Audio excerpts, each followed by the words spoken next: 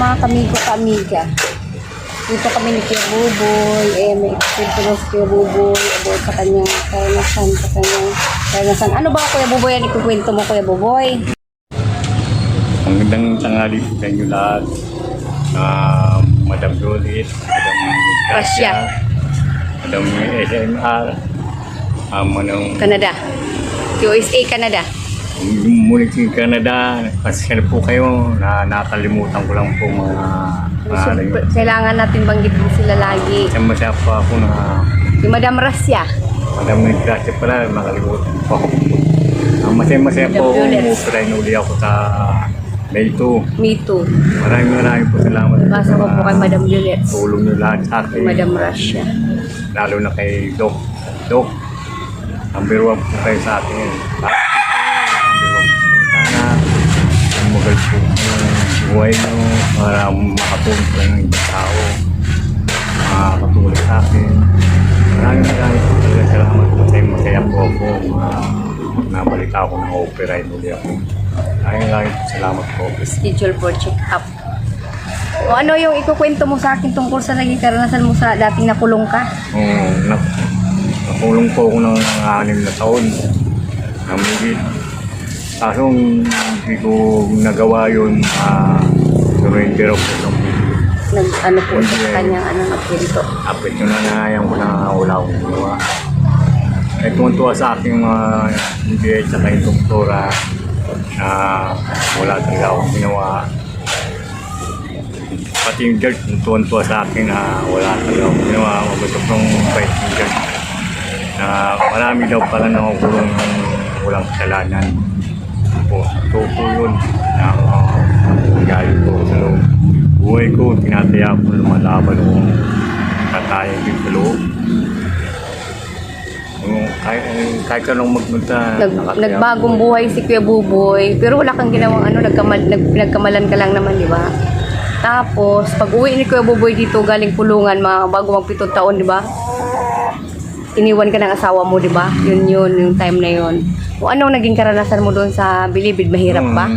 Dasal-dasal lang akong tataas. Hindi akong tulog sa Diyos na naman mapatunayan na talaga wala akong ginawa yun. Hindi ako pinabayaan na pinalaya na ako. Pero pinaghigpitan ka ba doon sa loob ng kulungan? Hirap talaga. Pero pinaghigpitan ka doon o hindi naman? Hindi naman kaso mabait eh.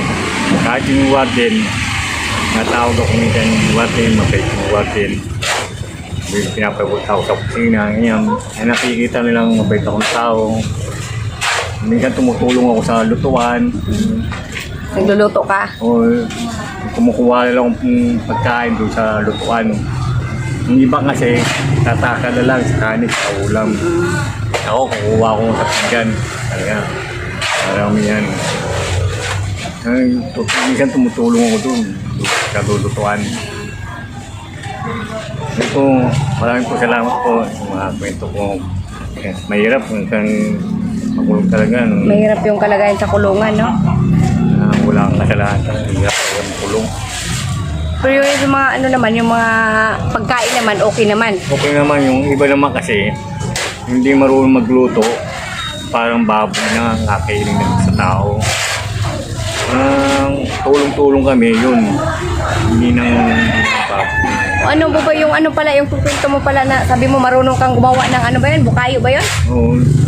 Marunong ako magluto nun. Marunong ka? Pag halimbawa na gumaling ka na pag gumaling na yung dalawang mata mo, yun ang gagawin mong negosyo mo. Hindi yun, wala kang amo. O wala kang amo. Kaya mo gawin yun? Ayaw gawin yun. Yan ang ginagawa natin ko. Tinukuha na ko natin ko nun. Sino si auntie mo? Yung si auntie Tess mo? Sa Malabon. Sa Malabon. Yung nagturo sa akin. Okay. Tapos si mo naman, si auntie Tess mo, ano yung kwento mo kanina tungkol sa aso? Si Auntie Tess, yung taga Malabon na. Yung kwento mo tungkol sa aso kanina na ginigising ka?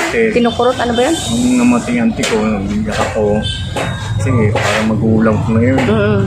Alam mo yung nanganak si nanay, siya Malapit ka kay Nanay Tess. Balik pa akong sanggol pa, siya rin pinag-aalaga sa akin balik. Parang anak ka na rin ni Nanay Tess. Parang magulang ko na yun. Anak na din ang turing ni Nanay sa'yo. Yung paggising ko ng alas 3, ginigising niya ako. Para palabasin lang yung aso. alas 3, alas 4, ginigising niya ako. May ganun, gugulat. Pag hindi ako nagising, tinatanggalan akong balahibo. Kung kinukurot ka. Kurot akong balahibo. Sabi ko, lalabas ko ng aso. Oo. Kung laging ganun. Talagang gusto niyan, lalabas yung aso, dalawa. Ginagawa ko, nilalabas ko yung aso. Alas 3, alas 4. Pag hindi mo inano yung aso, pagka-gigante sa akin, talaga inano yung balahibo, tinatanggalan akong balahibo. Pero ngayon, nagparamdam pa rin sa'yo o hindi na? Gabi tuwing umaga yun, Paramdam pa rin si Nanay Tess. Nandiyan pa yan eh. Natatakot yan, kasi siya ang tumutulong din sa akin na naoperahan din ako. Masaya si Nanay Tess. Naoperahan Hindi ka? na ako pinabayaan niya yung buhay. Tama. Sabi niya, huwag ka lang magpuyat, O anong reaction mo ngayon? Anong masasabi mo na naka-schedule ka ng check-up sa sa May 2, sa kabilang mata? Okay, masaya na po ako sa operahin uli ako. At nalaman mo ngayon na mayroon ka ng schedule. Masaya po. Tsaka natuto kang nag-antay, hindi ka naging makulit, nag-antay ka. Yun ang maganda sa iyo, boy. Kasi marunong kang mag-antay. Masaya po ako sa mga tulong niyo lahat sa akin. Huwag po kayong makalimutan. Lalo na kay Doc. Maraming salamat po. Kay Madam Rasya, kay Madam Violet. Madam Juliet, Madam Rasya. SR, Madam Gracia, Madam Canada. Oh, shout out mo sila, si Madam. Kay Doc. Maraming salamat sa inyo. Matulong sa akin sa opera ng mga ko. Maraming po salamat po. Tapos ngayon, boy, limbawa, boy, mayroon ka na din na pangsalamin sa iyo. Bigay po niyan ni Madam Rasya. Oo. Ano masasabi mo kay Madam Rasya na maanohan ka ng salamin?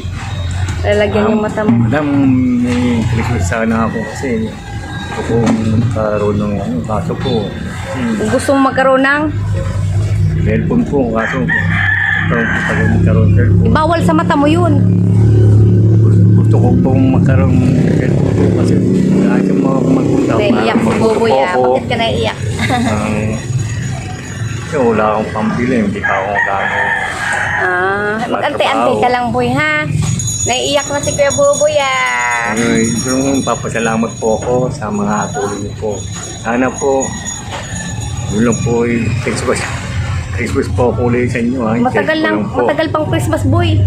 Kasi kailangan ko Masuway lang ka. po yun sa sarili ko. Ay. Kunyari, Kulit. bumunta ako sa hospital, kailangan ko po yun. Oo po.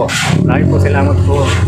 Ano masasabi mo, Buboy, sa bigay sa'yo ng nagmamahal sa'yo? Maraming salamat. Nagmamahal. Nagmamahal sa akin. Madam, Ganyan pangkain-kain. pagkakain.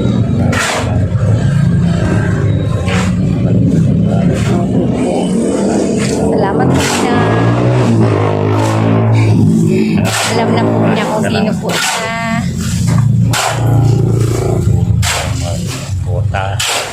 Maraming po salamat po sa inyo lahat. Okay na. Maraming po salamat sa ating lahat. Mga viewers ko, mga nagmamahal po kay Buboy, mga nagmamahal po sa ating lahat. At saka sa mga nagmamahal, Madam Violet, I love you, Madam Violet, Madam Rasya, love you rin, Madam Rasya, Ma'am MSR, Ma'am USA, Ma'am Canada, Ma'am Anonymous in Canada, Ma'am, love you all sa ating lahat. At maraming pong salamat po sa nagbibigay po handog, biyaya po para kay Maraming Kuya po salamat Buboy. po. Masaya talaga ako. Nabalik ako. Okay. Love you all sa ating lahat. Salamat po.